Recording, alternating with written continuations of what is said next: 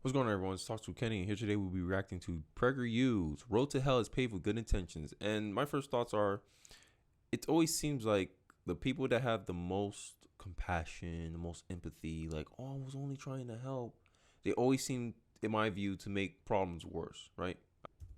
Have you heard the expression, the road to hell is paved with good intentions? Well, it's true, and it helps explain why there's so much evil in the world. Take the 20th century, the bloodiest century on record, in which about 100 million people, all non-combatants, were murdered by despotic regimes, nearly all of them communist. Many of the people who supported communism. These are things that I believe Gen Z people should know about. But when you tell them about socialism, oh yeah, socialism is great. Isn't this where everyone can benefit? Like, they have no actual idea of the results that's been produced from communism. They still believe that communism is just an idea that has never been tried before. Let's continue. Both outside and inside communist countries thought they were doing good. They were sure they had good intentions. Many of them were nice people, doting parents, considerate neighbors, courteous to strangers. The Soviet Communist Party killed 20 to 40 million people. The Cambodian Communist government massacred about a quarter of the Cambodian population. Wow. The Chinese Communist regime killed more than 60 million of its own people. I think the reason why this stuff happens is because, end of the day, it's freedom, it's free will, right? You believe, oh, like the whole mask thing. Oh, put on a mask. What if the person doesn't put on the mask? Then what? Then you get me? How can you force one person to do something that you believe is good, but the person doesn't see any value in doing it? How will you enforce that? You might send them to jail. But at the end of the day, you have to literally impose your will on another, and depending on the resistance the other can offer, it'll go through deadly means. And I believe this is always what happened with communism. The roads to all these hells were paved by many people who had, or believed they had, good intentions. The belief they had is the point here. Like, especially with CRT, like, it's just racism. That's all it is. Affirmative action, same thing. You put their race before their skill, and for that, I was just trying to give them a greater opportunity that they couldn't handle. It's like putting someone through an athletic event when they haven't properly trained for it because you want representation there. And then when they're dead last or they didn't even qualify, when in another division at another, maybe a lower tier competition, they would have performed better than if you artificially placed them in the higher tier. And that's what I'm seeing with this affirmative action stuff. But let's continue with the video. Were it not for well-intentioned people who believed in communism, the truly evil people who implemented these genocides might never have come to power. To cite but one example, it was American and British men and women, many with good intentions, who delivered to the Soviet mass murderer Joseph Stalin the secrets to making an atom bomb. They, too, were probably nice people. Of course, there's no large-scale genocidal movement today in America, but the road to lesser hells in this country is also paved by many nice people who believe they have good intentions. Many of the teachers who bring up topics that rob young children of their sexual innocence are motivated by good intentions. Try to go after the kids. We see it with this gender affirming stuff. Oh, we want gender dysphoria. That's not a proper treatment for gender dysphoria. Let them believe they are what they are. What? No. Hey, live out your days as a whatever. But nothing permanent where later on they can regret it. And the fact that they have to censor detransitioners' voices, I believe the lady Scott, I forgot her last name, but from What Is a Woman, she got banned off Twitter. Come on, like, that's what I'm saying. If you let these people emotionally manipulate you, they'll be able to make you justify anything. And you see mutilating kids at 16. Oh, you want to be a boy? Okay.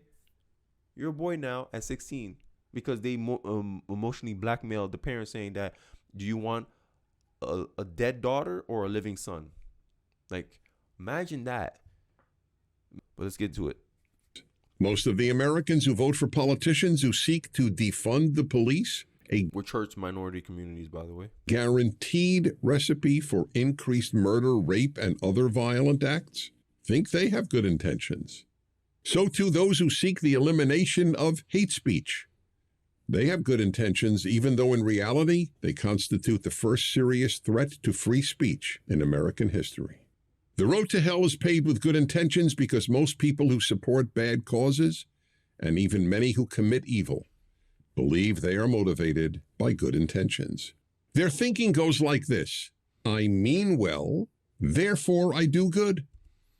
The Inflation Reduction Act. A lot of people who think like this will read that title and be like, oh, it must solve the problem that it says it solved.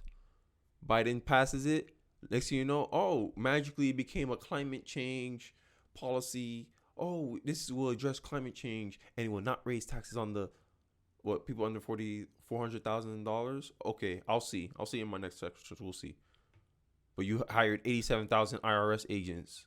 That don't sound like you're for anyone who makes more than 400K is going to get audited. I think we're going to get audited. But yeah, that's how they fall for it. Like, they just read the title. The title sounds good. Democrats know y'all like the back of their hand. They know they got, in my view, a lot of empathetic people vote Democrat. A lot of logical, hey, I believe in truth type people vote Republican. There's no secret there, right? So they know their voters, hey, let's name this bill this. Child Protect Act. Put it in there. Oh my God, it must mean well, so it must therefore do well. You see, once you look into it, like, yo, those details don't make sense. It's not going to achieve the goal of the bill. But they don't care as long as it sounds good. I'm right behind it. Therefore, I am good. And if you oppose me, you do not mean well and cannot be good. So given that good intentions are so often morally worthless, what are we to do if we wish to increase goodness in society? Or to pose the question another way, if good intentions pave the road to a terrible world, with what should we pave the road to a beautiful world?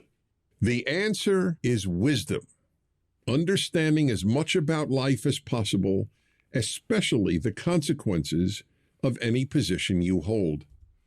One of the things, and this is perfectly true, one of the things modern culture has really seemed like it degraded is that the younger generation fight against the experience of the older generation. And that's one of the reasons why I like to listen to Dennis Prager, right? I like to get as much information as I can, and then for myself, try to process it. Hey, how it affects me right now in this current moment, right? You don't have the intricate details in those time periods to actually get the lessons, because you going off theory. That's the problem with young people. We go off theory, or we have an idea of how life we think supposed to go, and then adults or people who are older than us have a more likelihood to understand what life is, because they say, hey, we tried those theories, we tried that already, and this was the real result.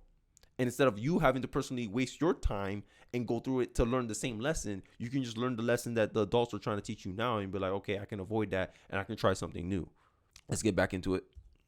Wisdom is asking what does good, not what is well-intentioned.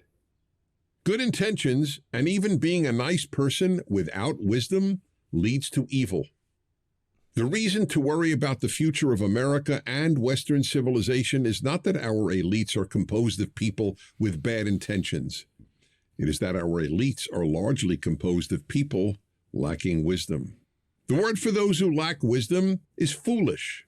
Most college presidents, professors, and increasingly most teachers in high schools and elementary schools, most editors and other journalists, most of the business people who run big companies, and most so-called experts are foolish. Yes, I agree with that.